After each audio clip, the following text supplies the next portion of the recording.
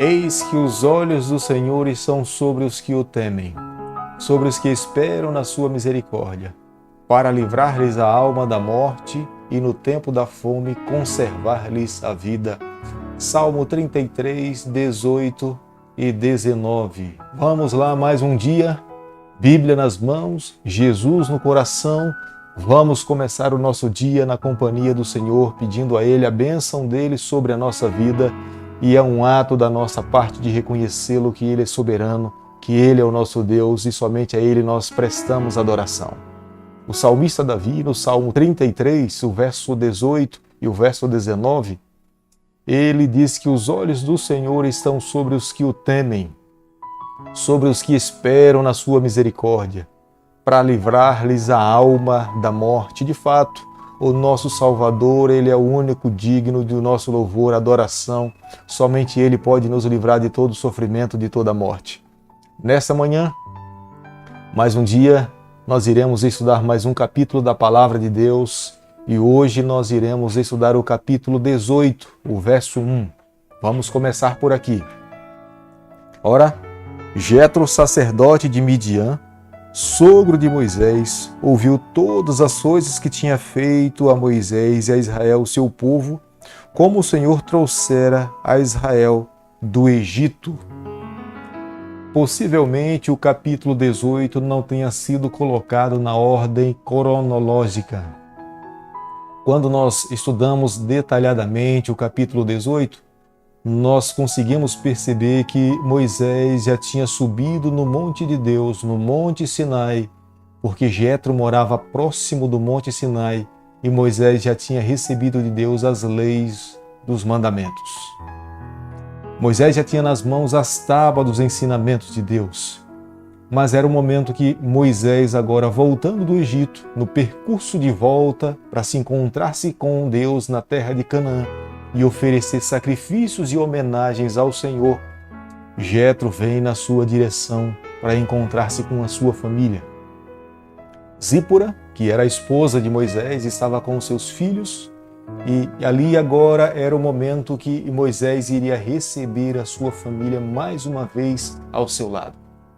Creio que estrategicamente Moisés enviou a sua família embora do Egito porque creio que ele temia com respeito à morte de Midian, de Zípora e dos seus filhos.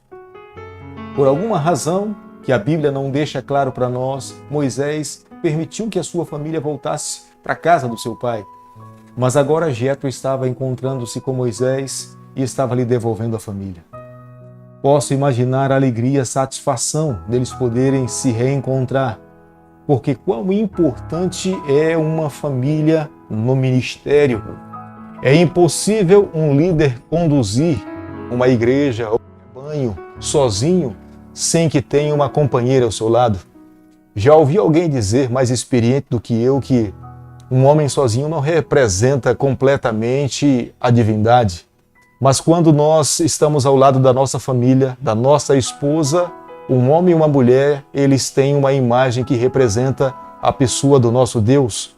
Portanto, Moisés tinha a oportunidade agora de poder estar ao lado de Zípora. E eu creio que a alegria no coração de Moisés em poder abraçar a sua esposa e receber os seus filhos.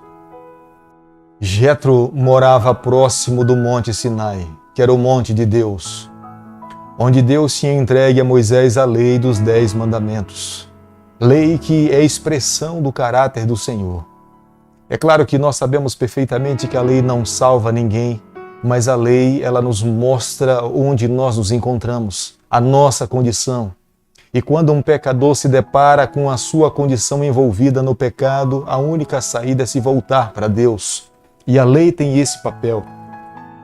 Mas na casa de Jetro, nós podemos perceber que Jetro é um gentil diferente do que os filhos de Ameleque. Jetro é um gentil que tinha um coração voltado para o povo de Deus.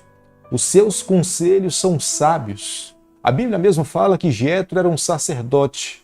Embora em algum momento seguindo um Deus diferente, Mas ao saber e ouvir a respeito do Deus verdadeiro, nós podemos olhar para a palavra de Deus e vermos que as palavras de Jetro é de reconhecer que Deus é Deus, de que Ele é soberano, de que Ele é magnífico e que é digno de ser adorado. E Deus está em busca desses adoradores. O nosso Deus não veio simplesmente para a nação de Israel, mas o nosso Deus quer salvar ao mundo inteiro. Jetro fazia parte desse povo que estava sob a face dessa terra, que poderia se unir ao remanescente de Deus e receber a salvação. Mesmo não sendo um hebreu, era um gentil que reconhecia a grandeza e a majestade do Senhor. No capítulo 18, o verso 13, no dia seguinte assentou-se Moisés para julgar o povo, e o povo estava em pé diante de Moisés desde a manhã até o pôr do sol. Moisés levava um fardo pesado sobre os seus ombros. Era trabalho demais. Acordava pela manhã e anoitecia, Moisés estava julgando, aconselhando, orientando as pessoas. Jetro, olhando para a condição, creio que até física, espiritual e social, familiar de Moisés, ele consegue perceber que Moisés estava extremamente desgastado. Como é difícil o peso do ministério, como é difícil liderar quase 2 milhões de pessoas cheio de dificuldades, limitações que estavam no deserto. Apenas Deus era o seu auxílio em todo momento. E Jetro, imbuído por Deus, inspirado pelo Senhor, lhe traz um conselho que entendo que é um conselho divino, um conselho que vem das mãos do Senhor. Entenda, se um conselho dado é de grande valia para um ser humano, você já imaginou as instruções que estão na palavra do Senhor? É de grande valor para cada um de nós. O conselho de Jetro consistia no seguinte, capítulo 18, verso 21.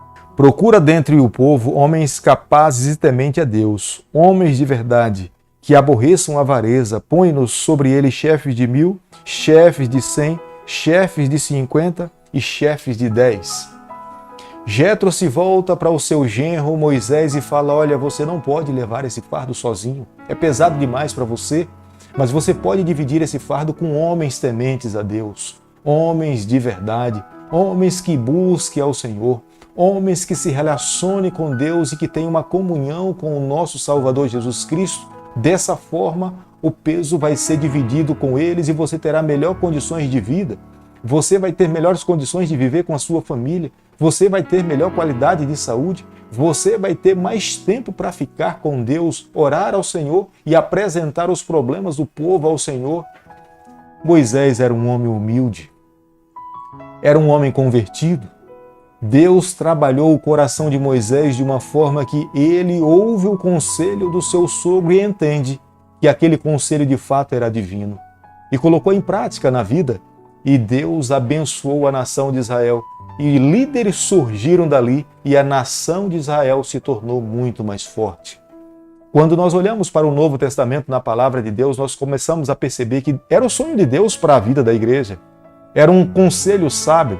Era uma instrução imbuída pelo Espírito Santo, porque a igreja no Novo Testamento não se centralizava as responsabilidades da igreja de um povo apenas em um líder, mas as responsabilidades da igreja estavam distribuídas sobre todos os membros da igreja.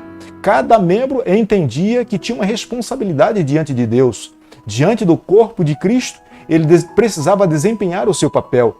Cada um entendia que tinha o seu ministério e a igreja apostólica cresceu de uma forma assustadora. Da mesma forma como a igreja no deserto se desenvolveu, se multiplicou, a igreja do Novo Testamento alcançou o máximo de pessoas que ela poderia alcançar nos seus dias.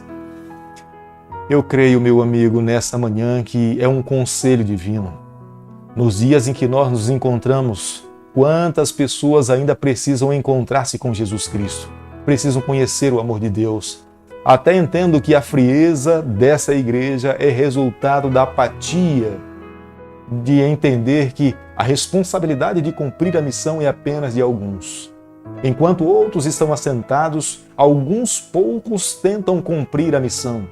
Mas quando esses que estiverem assentados se envolverem com aqueles que estão na frente de batalha falando de Jesus Cristo, eu tenho certeza que o Evangelho irá tomar maiores proporções ao redor do mundo e muito em breve Jesus Cristo irá voltar aqui a essa terra para buscar o seu povo. Você gostaria de fazer parte desse movimento, de ser uma atalaia, de proclamar as boas novas de salvação? Se é o teu desejo nessa manhã, quero pedir a Deus que as mãos do Eterno estejam sobre a sua vida nesse momento. Querido Pai, nas tuas mãos nessa manhã nós nos colocamos. Reconhecemos as nossas limitações e as nossas fraquezas, mas queremos a cada dia servir-te da melhor maneira possível, porque o maior sonho do nosso coração é nos encontrarmos contigo. Fica conosco, nos abençoe e nos guarde. Nós oramos em nome de Jesus. Que o Senhor te abençoe e te guarde. Que Ele faça resplandecer o seu rosto sobre você. Que Ele tenha misericórdia de você. Que sobre você, nessa manhã, Ele levante o seu rosto e conceda a sua paz em nome de Jesus. Amém.